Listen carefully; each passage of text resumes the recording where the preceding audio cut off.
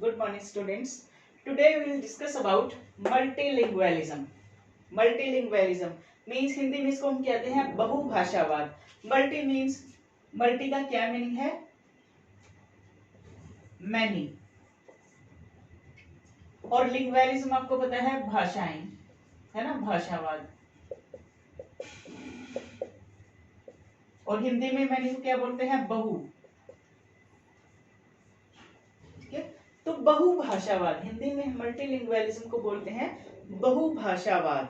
Means if a person can read, write, speak and understand more than 2 languages then we call him as a multilingual person. अगर एक व्यक्ति दो से ज्यादा भाषाओं को बोल सकता है, समझ सकता है, लिख सकता है या फिर उनको वो मीन्स रीड कर सकता है, पढ़ सकता है, तो हम उसको क्या कहते हैं? मल्टीलिंगुअल, बहुभाषावादी व्यक्ति बोलते हैं.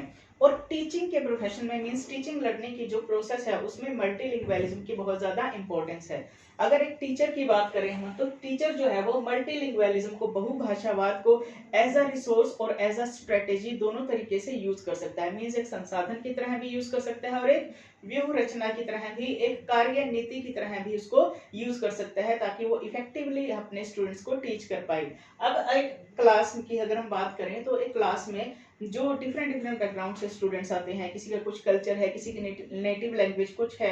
अगर हम यूनिवर्सिटी लेवल की बात करें, हम यूनिवर्सिटीज में पढ़ने के लिए जाते हैं, वहाँ अदर स्टेट से भी स्टूडेंट्स आते हैं. कुछ हरियाणा से हैं, कुछ पंजाब से हैं, कुछ उड़ीसा से हैं. मीन्स डिफरेंट स्टेट से आपके स्टूडेंट्स जो है वो आते हैं. तो अगर एक टीचर जो है वो मल्टीलिंगुअल है, मीन्स वो कई सारी भाषाएं जानता है, तो वो इफेक्टिव वे में सभी जो आपके डाइवर्सिफाइड जो आपके स्टूडेंट्स हैं उनकी नीड्स को वो फुलफिल कर सकता है. मींस उनको वो इजीली कंटेंट जो है वो इफेक्टिवली प्रोवाइड कर सकता है. क्योंकि कोई लैंग्वेज हिंदी में सीखता है, अगर टीचर हिंदी में बोलेगा, कोई पंजाबी में सीखता है, अगर सपोज उसको पंजाबी भी आती है टीचर को, कोई इंग्लिश में सीखता है, इंग्लिश एक कॉमन लैंग्वेज है, तो किसी को इंग्लिश में समझ आती है. तो अगर एक टीचर इन सारी लैंग्वेजेस को यूज करना जानता है, इन सारी लैंग्वेजेस के बारे में जानता है, तो वो बहुभाषावादी टीचर है और वो इफेक्टिवली इस मल्टीलिंगुअलिज्म को एज अ रिसोर्स और एज अ स्ट्रेटेजी अपनी क्लास में यूज कर सकता है. तो अब हम देखते हैं कि एज अ रिसोर्स एक टीचर कैसे मल्टीलिंगुअलिज्म को यूज कर सकता है. एज अ रिसोर्स में क्या आएगा कि मान लो एक टीचर है वो किसी स्कूल में टीच करता है, किसी क्लास को उसने कंटेंट प्रोवाइड करना है, तो एज अ रिसोर्स संसाधन के रूप में अपनी इस विशेषता को वो संसाधन के रूप में प्रयोग कर सकता है कि वो उस सेम टॉपिक को कई सारी लैंग्वेजेस में स्टूडेंट को मिक्स करके पढ़ा सकता है. हिंदी में भी पढ़ा सकता है, इंग्लिश में भी पढ़ा सकता है, पंजाबी में भी पढ़ा सकता है, ताकि सभी स्टूडेंट्स को उसका वो कॉन्सेप्ट जो है, उसका वो कंटेंट, उसका वो लेक्चर समझ में आ जाए. और दूसरा कैसे एज अ रिसोर्स यूज कर सकता है, जो आपके स्कूल मैनेजमेंट है या इंस्टीट्यूशन मैनेजमेंट है, वो भी एक टीचर को एज अ रिसोर्स यूज कर सकती है. क्यों? क्योंकि एक सेम टीचर सभी स्टूडेंट्स को नीड को फुलफिल कर सकता है. जैसे कि कुछ मैंने बताया आपको, एक क्लास में बहुत सारे स्टूडेंट्स होते हैं, बहुत सारे उनके बैकग्राउंड होते हैं, कल्चरल बैकग्राउंड है या उनके लैंग्वेजेस अलग अलग होते हैं. तो एक स्कूल मैनेजमेंट एक टीचर को एज ए रिसोर्स यूज कर सकती है. वो सभी स्टूडेंट के लिए सेम टीचर को यूज कर सकती है. सभी स्टूडेंट्स को एक ही टीचर, अगर वो मल्टीलिंगुअल है तो वो इजीली पढ़ा सकता है. इस तरीके से एज अ रिसोर्स एक टीचर मल्टीलिंगुअलिज्म को यूज कर सकता है. अब एज अ स्ट्रेटेजी एक व्यूह रचना की तरह क्लास में अपनी इस विशेषता को, मल्टीलिंगुअलिज्म को एक टीचर कैसे यूज करेगा? Handle classroom situations. अब क्लासरूम में बहुत सारी परिस्थितियों का सामना एक टीचर को करना पड़ता है, क्लास को हैंडल करना पड़ता है, इनडिसिप्लिन हो जाता है, या कुछ स्टूडेंट अटेंटिव है, कुछ नहीं अटेंटिव है, कुछ ध्यान से सुन रहे हैं, कुछ नहीं सुन रहे हैं. इन सारी सिचुएशंस को हैंडल करने में मल्टीलिंगुअलिज्म जो है वो एक एज अ स्ट्रेटेजी वो इसको यूज कर सकता है. क्योंकि उसको कई सारी भाषाओं का ज्ञान है. कुछ स्टूडेंट्स को इंग्लिश में समझ आता है तो वो इंग्लिश के वर्ड्स का भी यूज कर सकता है, कुछ को हिंदी में समझ आता है, मीन्स किसको इंग्लिश समझ नहीं आती कुछ स्टूडेंट्स को मान लो, और वो अटेंटिव नहीं है क्लास में, क्योंकि उनको समझ नहीं आएगा तो वो अटेंटिव, ऑब्वियस सी बात है कि उनकी अटेंशन जो है वो चली जाएगी क्लासरूम से, तो वो हिंदी का यूज कर लेगा. जिनको हिंदी और इंग्लिश नहीं समझ आती तो वो पंजाबी का यूज कर लेगा. इस तरीके से वो क्लासरूम की सिचुएशंस को इजीली हैंडल कर सकता है मल्टीलिंगुअलिज्म के थ्रू. नेक्स्ट है enhance learning of the students. विद्यार्थियों की अधिगम की जो क्षमता है उसको बढ़ाने के लिए भी वो इसको एज अ स्ट्रेटेजी यूज कर सकता है मल्टीलिंगुअलिज्म को। अधिगम की क्षमता कैसे बढ़ती है, जैसे कुछ बच्चों को इंग्लिश में समझ आता है, कुछ इंग्लिश से फेमिलियर हैं, कुछ हिंदी से फेमिलियर है, कुछ पंजाबी से फेमिलियर है, कुछ अदर लैंग्वेजेस से फेमिलियर है। अगर टीचर को बहुत सारी लैंग्वेजेस आती हैं तो वो स्टूडेंट की लर्निंग को एनहांस कर सकता है। सभी लैंग्वेजेस में कंटेंट जो है वो मिक्स करके मीन स्टूडेंट्स को डिलीवर कर सकता है, ताकि सब बच्चों को उसका जो कंटेंट है, जो टॉपिक है, वो इजीली समझ में आ जाए और स्टूडेंट की लर्निंग जो है वो एनहांस हो जाए, स्टूडेंट को अच्छे तरीके से उस टॉपिक की नॉलेज हो जाए। नेक्स्ट है मेक स्टूडेंट्स एक्टिव। मल्टीलिंगुअलिज्म को एज अ स्ट्रेटेजी वो यूज कर सकता है स्टूडेंट को एक्टिव रखने के लिए, सक्रिय रखने के लिए। विद्यार्थियों को कक्षा कक्ष में सक्रिय रखने के लिए भी वो अपनी इस बहुभाषावादी जो उसकी विशेषता है उसको प्रयोग कर सकता है। जैसे बहुत सारी लैंग्वेजेस को वो यूज करता है क्लास में, तो स्टूडेंट अगर एक लैंग्वेज को ध्यान से नहीं सुनेंगे वो तो दूसरी लैंग्वेज में उनकी अटेंशन आ जाएगी। जब टीचर हिंदी में बोलेगा तब हिंदी जो हिंदी भाषी स्टूडेंट्स हैं वो अटेंटिवली सुनेंगे, इंग्लिश में बोलेगा तो जो इंग्लिश भाषी स्टूडेंट्स हैं वो अटेंटिव होकर सुनेंगे, पंजाबी में स्पीक करेगा वो तो पंजाबी भाषा के जो बच्चे हैं वो उसको अटेंटिव होकर एक्टिव होकर सुनने लग जाएंगे। मींस इससे स्टूडेंट्स एक्टिव होते हैं अगर हम इसका यूज करते हैं क्लासरूम में। Increase interaction in classroom. Multilingualism के थ्रू क्लासरूम में जो इंटरेक्शन है, अंतःक्रिया है कक्षा कक्ष में, वो बढ़ जाती है। क्यों? क्योंकि टीचर सभी स्टूडेंट से बातचीत करने की कोशिश करता है, उसको कई सारी भाषाओं का ज्ञान होता है। एक कक्षा कक्ष में अनेक भाषाओं को बोलने और समझने वाले बच्चे होते हैं, तो उन बच्चों के साथ वो इजीली कन्वर्सेशन कर सकता है, इजीली इंटरेक्शन कर सकता है। और टीचिंग लर्निंग प्रोसेस में interaction between the teacher and the students is most important. बहुत इंपॉर्टेंट है टीचर और स्टूडेंट के बीच में कक्षा कक्ष में इंटरेक्शन होना। इसके थ्रू जो अपना टॉपिक है वो टीचर इफेक्टिव वे में स्टूडेंट तक पहुंचा सकता है। Clear the concept effectively. वही बात आ गई कि अपने टॉपिक को, अपने कॉन्सेप्ट को, अपने संप्रत्यय को वो प्रभावशाली तरीके से स्टूडेंट्स को समझा सकता है बहुत सारी भाषाओं का प्रयोग करके। अगर किसी स्टूडेंट को एक भाषा समझ में नहीं आती तो वो दूसरी भाषा में उस टॉपिक को, संप्रत्यय को आसानी से समझ सकता है। Increase student participation.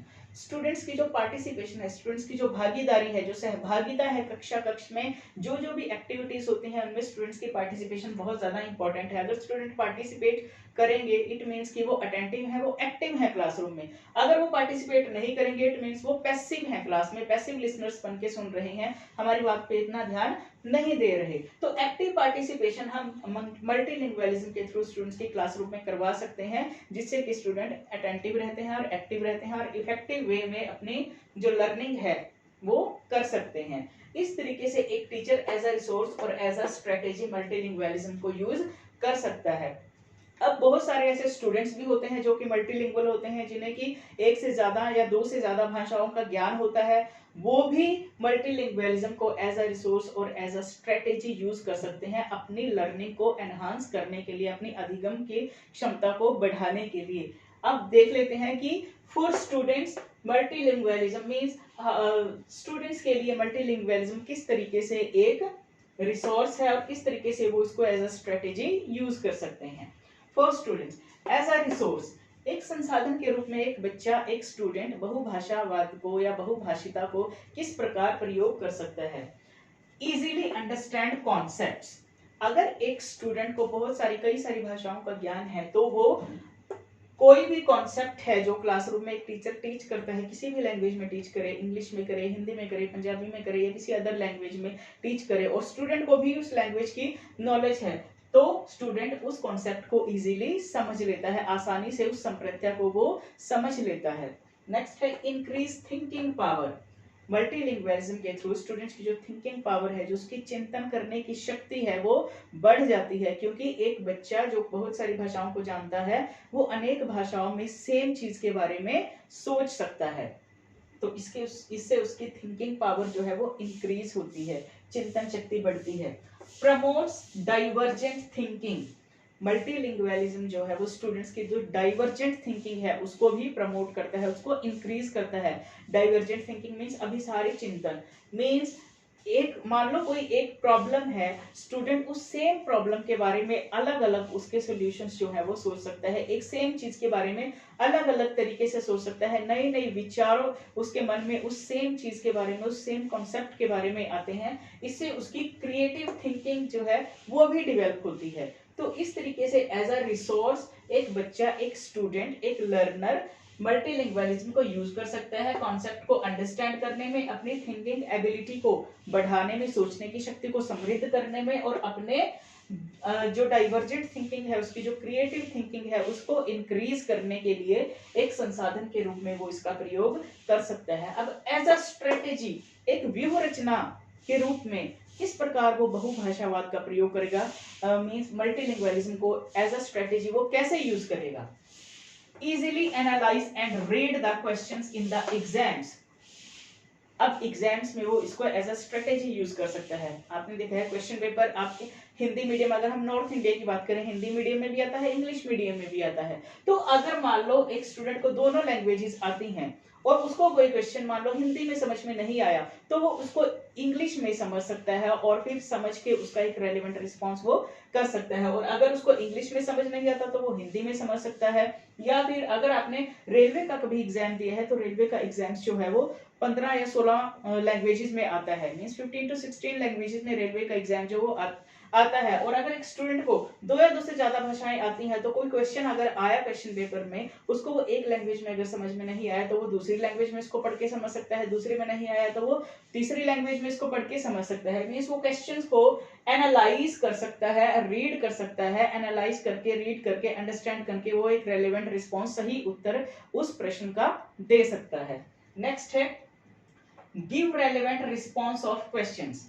अब एक मान लो क्लासरूम की अगर हम बात करें तो वहां भी एज अ स्ट्रेटेजी एक स्टूडेंट जो है वो अपने इस मल्टीलिंगुअलिज्म को यूज कर सकता है। टीचर ने मान लो इंग्लिश में कोई क्वेश्चन पूछा, और क्या इंग्लिश में भी पूछा, हिंदी में भी पूछा, पंजाबी में भी पूछ लिया। अगर स्टूडेंट को इंग्लिश में समझ नहीं आया, अगर उसको ये तीनों लैंग्वेजेस आती हैं, मान लो हिंदी उसको थोड़ी कम आती है, इंग्लिश उसको अच्छे से आती है, पंजाबी उसको थोड़ी कम आती है, और टीचर ने तीनों लैंग्वेजेस में सेम क्वेश्चन को रिपीट किया, तो वो जो लैंग्वेज को अच्छे से आती है उस लैंग्वेज में उस क्वेश्चन को समझ के कि टीचर ने क्या पूछा है, एक रेलेवेंट रिस्पॉन्स जो है, एक सही उत्तर जो है, एक सही आंसर जो है वो टीचर को उस क्वेश्चन का दे सकता है।